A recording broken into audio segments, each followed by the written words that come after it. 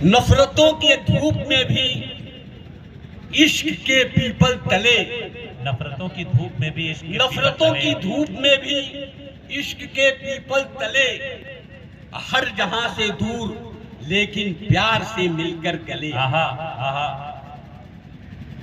नफरतों की धूप में भी इश्क के पीपल तले, और इस जहां से दूर एक दिन प्यार के पीपल तले। और मर्द के जूतों ने ये लेडीज चप्पल से कहा, आशिकों पे तू चली थी, लीडरों पर हम चले। अच्छा है, वाह वाह वाह वाह वाह वाह। दोस्तों आइए कुछ पैरोडी पढ़ता हूं,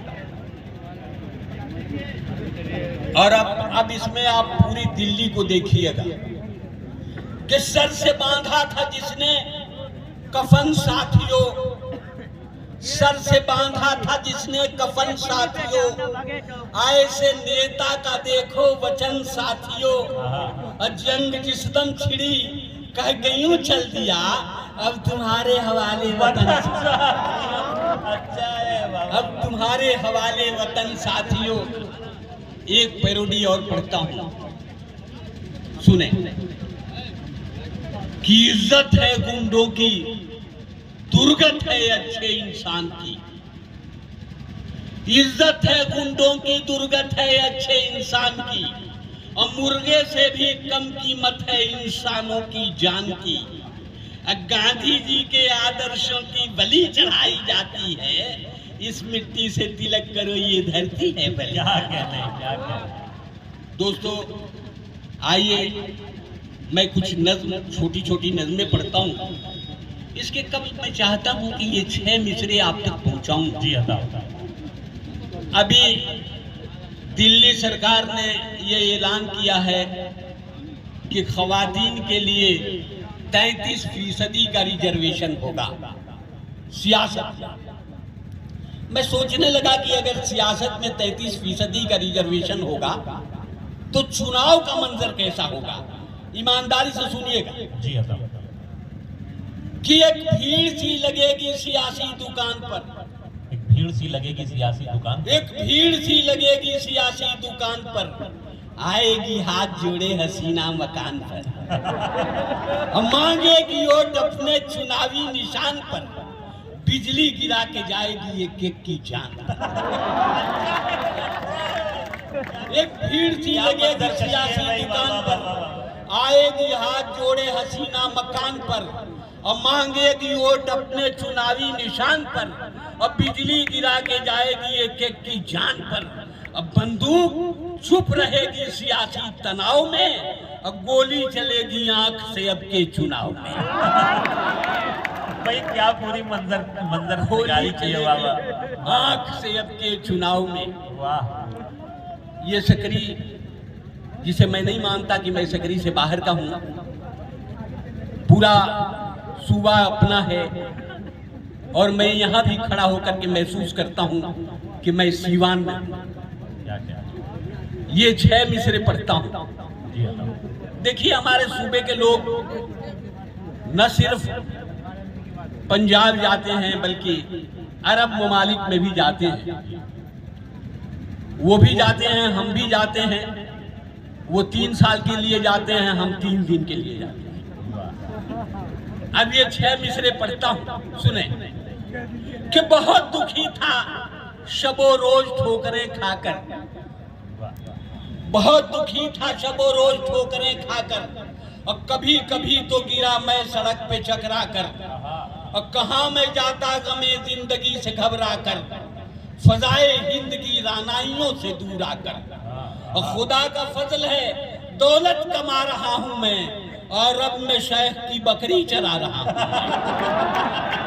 अच्छा है, अच्छा है। अरब में ये है शेख की बकरी चरा रहा हूं।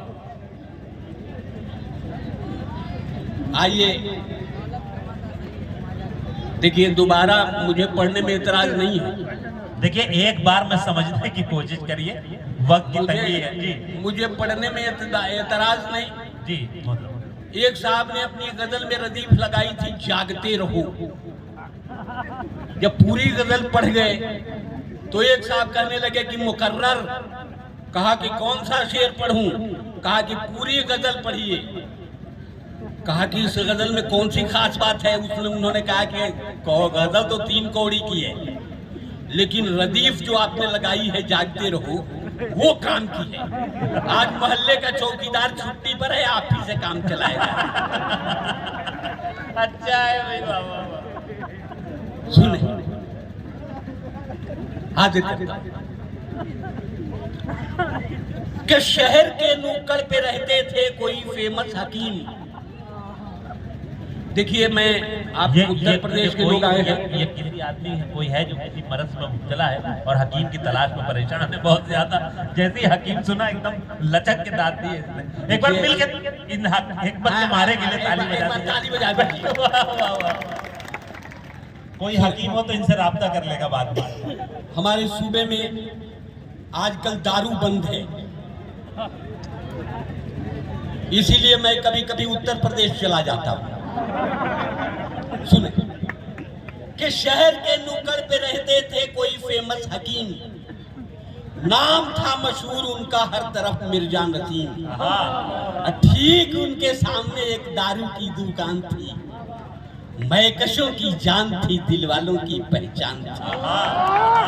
और एक दिन खांसी से मैं कुछ इस कदर लाचार था, चल पड़ा हिकमत की खातिर मैं बहुत बीमार था। रास्ते में एक शराबी रोक कर कहने लगा, आपकी बीमारी की विस्की ही है असली दवा। अब बात मेरी मानिए, नुस्खा हकीमी छोड़िए, आप भी अंगूर की बेटी से रिश्ता क्या आइए दुकान से 2-4 बोतल लीजिए, आपकी खांसी चली जाएगी, विस्की पीजिए। हर दवा से आज बेहतर हो गई विस्की कमाल, इसलिए मैंने शराबी से किया फौरन सवाल, सारी हिकमत से हुई अंगूर की बेटी भली, क्या जरूरी पीने से खांसी चली जाए मेरी। बात सुनकर उस शराबी ने गजब दावा किया, आपकी खांसी है क्या? नाचीज को देखें जरा, घर गया, दौलत गई, बीवी गई, रुतबा गया, सब गए तो आपकी खांसी नहीं जाएगी क्या? सब गए।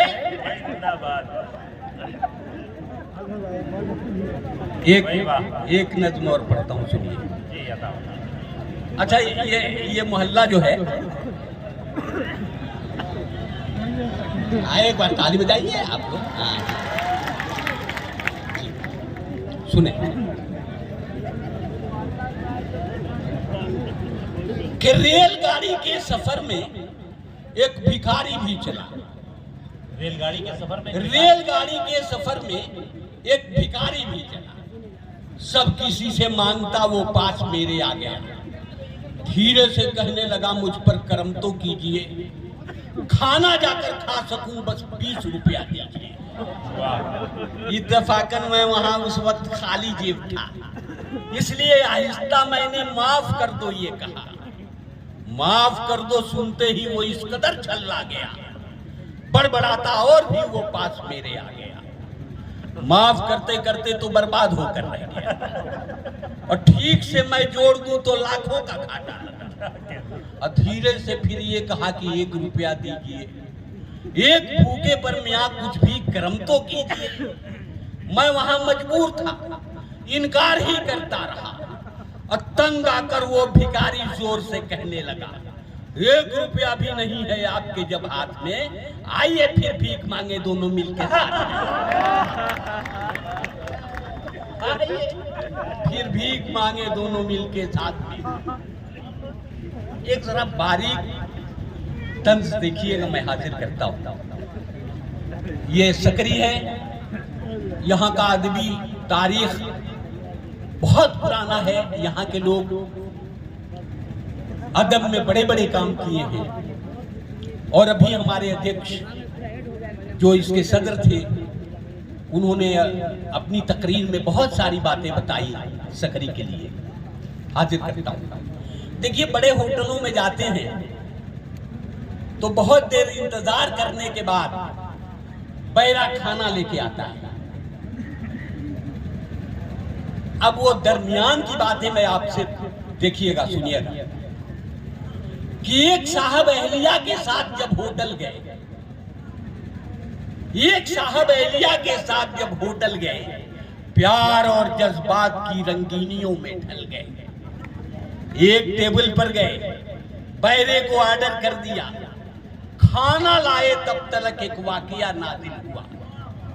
आ गई एक शोख लड़की, गुलबदन थी फूलझड़ी, जैसे कोई हुस्न की मलका हवाओं पर चढ़ी। एक नजर देखा तो ठिठकी, हो गई पल भर खड़ी, हेलो कहकर मुस्कुराई, फिर वहां से चल पड़ी। कौन है लड़की बताओ, बीवी ने जब ये कहा, क्या बताएं सोचकर साहब का सर चकरा गया। और फिर तो बीवी ने किए शौहर पे जब तेवर करे, बौखलाहट में मियाँ बीवी से ये कहने लगे, उल्टे सीधे पूछती रहती हो अक्सर या खुदा, जानकर तुम क्या करोगी बेसबब बेफायदा। अपने को तो दोनों जानिब से बचाना है मुझे, पहले तो तुम कौन हो उसको बताना है।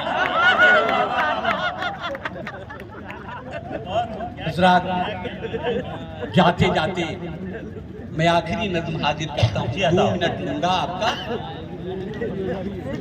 एक नज्म हाजिर करता हूँ जो मैं चाहता हूँ कि सकरी में ये नज्म पढ़ी जानी चाहिए।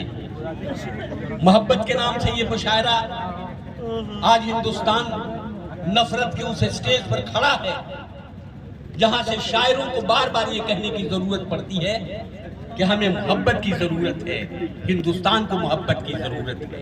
आइए मैं हाजिर करता हूँ 2 मिनट की ये नज्म जिसका उन्वान है आई डोनेशन। अरे वाह।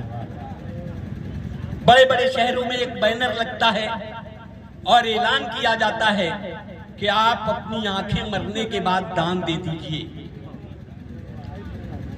एक साहब ने पूछा भी था कि दान देने का फायदा, तो उन्होंने कहा आपको तो कोई फायदा नहीं मिलेगा इसलिए कि आप मर जाएंगे, लेकिन ऊपर जाएंगे तो इसका जरूर कुछ फायदा है।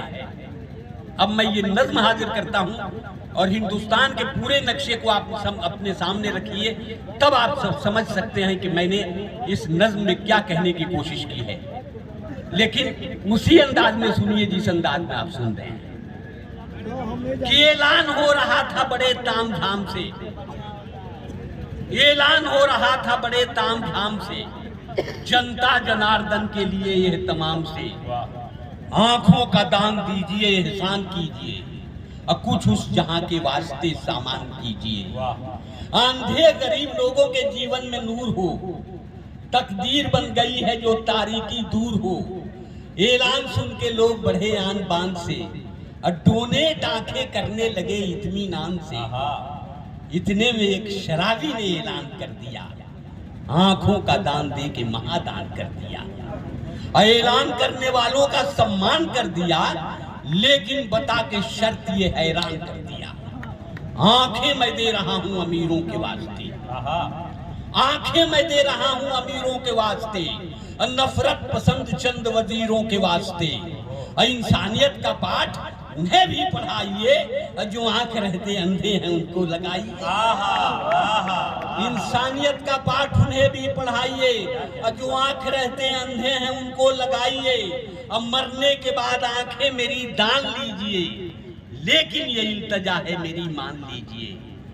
मरने के बाद आंखें मेरी दान लीजिए, लेकिन ये इल्तजा है मेरी मान लीजिए। जिस आदमी को आप ये आंखें लगाइए, पीने के बाद खुलती हैं उसको बताइए।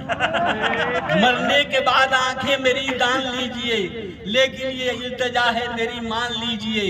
जिस आदमी को आप ये आंखें लगाइए, पीने के बाद खुलती हैं उसको बताइए। इन आंखों में खुमार रहे, चाहता हूं मैं हर आदमी से प्यार रहे। हाय हाय हाय हाय हाय हाय हाय, भाई क्या क्या